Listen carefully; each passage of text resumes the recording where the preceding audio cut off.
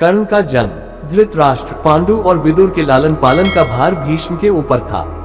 तीनों पुत्र बड़े होने पर विद्या अध्ययन के लिए भेजे गए। धृतराष्ट्र बल विद्या में, पांडु धनुर्विद्या में तथा विदुर धर्म और नीति में निपुण हुए। युवा होने पर धृतराष्ट्र अंधे होने के कारण राज्य के उत्तराधिकारी न बन सके। विदुर दासी पुत्र थे, इसलिए पांडु को ही हस्तिनापुर का राजा घोषित किया गया। भीष्म ने धृतराष्ट्र का विवाह गांधार की राजकुमारी गांधारी से कर दिया। गांधारी को जब ज्ञात हुआ कि उसका पति अंधा है तो उसने स्वयं अपनी आंखों पर पट्टी बांध ली। उन्हीं दिनों यदुवंशी राजा शूरसेन की पोषित कन्या कुंती जब सयानी हुई तो पिता ने उसे घर आए हुए महात्माओं के सेवा में लगा दिया। पिता के अतिथि गृह में जितने भी साधु महात्मा, ऋषि मुनि आदि आते, कुंती उनकी सेवा मन लगा कर किया करती थी। एक बार वहां दुर्वासा ऋषि आ पहुंचे। कुंती ने उनकी भी मन लगा कर सेवा की। कुंती की सेवा से प्रसन्न होकर दुर्वासा ऋषि ने कहा, पुत्री मैं तुम्हारी सेवा से अत्यंत प्रसन्न हुआ हूँ, अतः तुझे एक ऐसा मंत्र देता हूँ जिसके प्रयोग से तू जिस देवता का स्मरण करेगी वह तत्काल तेरे समक्ष प्रकट होकर तेरी मनोकामना पूर्ण करेगा। इस प्रकार दुर्वासा ऋषि कुंती को मंत्र प्रदान करके चले गए। एक दिन कुंती ने उस मंत्र की सत्यता की जांच करने के लिए एकांत स्थान पर बैठकर उस मंत्र का जाप करते हुए सूर्यदेव का स्मरण किया। उसी क्षण सूर्यदेव वहां प्रकट होकर बोले, देवी मुझे बताओ कि तुम मुझसे किस वस्तु की अभिलाषा करती हो, मैं तुम्हारी अभिलाषा अवश्य पूर्ण करूंगा। इस पर कुंती ने कहा, हे देव मुझे आपसे किसी भी प्रकार की अभिलाषा नहीं है, मैंने तो केवल मंत्र की सत्यता परखने के लिए ही उसका जाप किया है। कुंती के इन वचनों को सुनकर सूर्यदेव बोले, हे कुंती मेरा आना व्यर्थ नहीं जा सकता, मैं तुम्हें एक अत्यंत पराक्रमी तथा दानशील पुत्र प्रदान करता हूँ। इतना कहकर सूर्यदेव अंतर्ध्यान हो गए। कुंती ने लज्जावश यह बात किसी से नहीं कह सकी। समय आने पर उसके गर्भ से कवच कुंडल धारण किए हुए एक पुत्र उत्पन्न हुआ। कुंती ने उसे एक मंजूषा में रखकर रात्रि बेला में गंगा में बहा दिया। वह बालक बहता हुआ उस स्थान पर पहुंचा जहां पर धृतराष्ट्र का सारथी अदित अपने अश्व को गंगा नदी में जल पिला रहा था। उसकी दृष्टि कवच कुंडल धारी शिशु पर पड़ी। अदित निसंतान था, इसलिए उसने बालक को अपने छाती से लगा लिया और घर ले जाकर उसे अपने पुत्र के जैसा पालने लगा। उस बालक के कान अति सुंदर थे, इसलिए उसका नाम कर्ण रखा गया। कर्ण गंगाजी में बहता हुआ जा रहा था कि महाराज धृतराष्ट्र के सारथी अदित और उनकी पत्नी राधा ने उसे देखा और उसे गोद ले लिया और उसका लालन पालन करने लगे।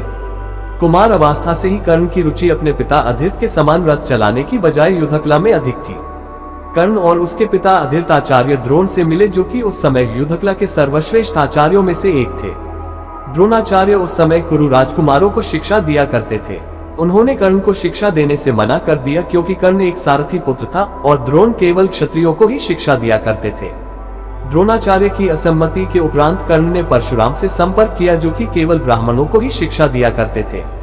कर्ण ने स्वयं को ब्राह्मण बताकर परशुराम से शिक्षा का आग्रह किया। परशुराम ने कर्ण का आग्रह स्वीकार किया और कर्ण को अपने समान ही युद्धकला और धनुर्विद्या में निष्णात किया। कर्ण को उसके गुरु परशुराम और पृथ्वी माता से श्राप मिला था। कर्ण की शिक्षा अपने अंतिम चरण पर थी।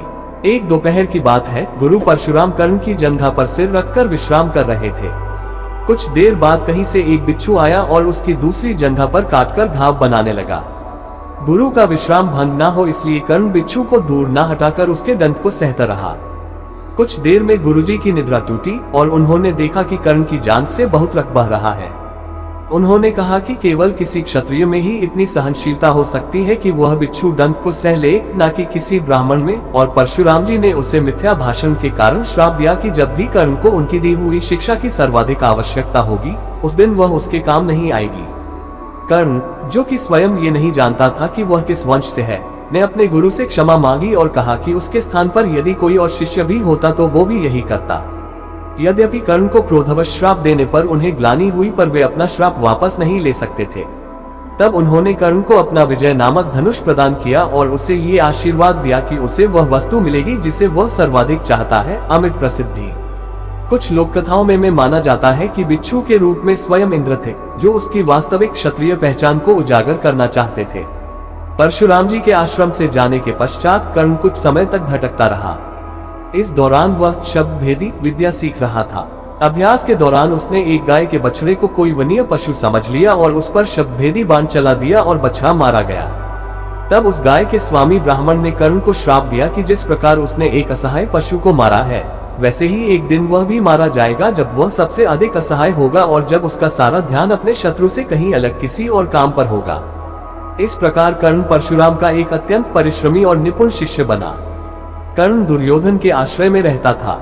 गुरु द्रोणाचार्य ने अपने शिष्यों की शिक्षा पूरी होने पर हस्तिनापुर में एक रणभूमि का आयोजन करवाया। रणभूमि में अर्जुन विशेष धनुर्विद्या युक्त शिष्य प्रमाणित हुआ। तभी कर्ण रणभूमि में आया और अर्जुन द्वारा किए गए कर्तव्यों को पार करके उसे द्वंद्व युद्ध के लिए ललकारा।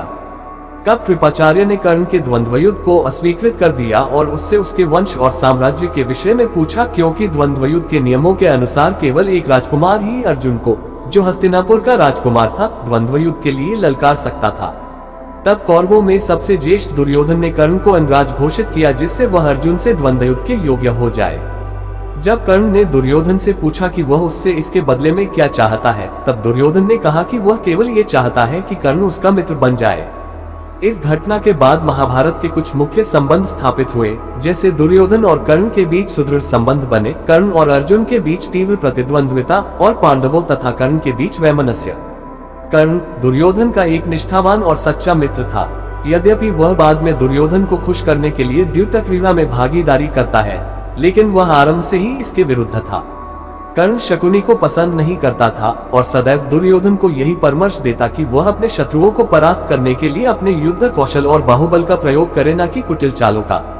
जब लाक्षागृह में पांडवों को मारने का प्रयास विफल हो जाता है, तब कर्ण दुर्योधन को उसकी कायरता के लिए डांटता है और कहता है कि कायरों की सभी चालें विफल ही होती हैं, और उसे समझाता है कि उसे एक योद्धा के समान कार्य करना चाहिए और उसे जो कुछ भी प्राप्त करना है उसे अपनी वीरता द्वारा प्राप्त करे।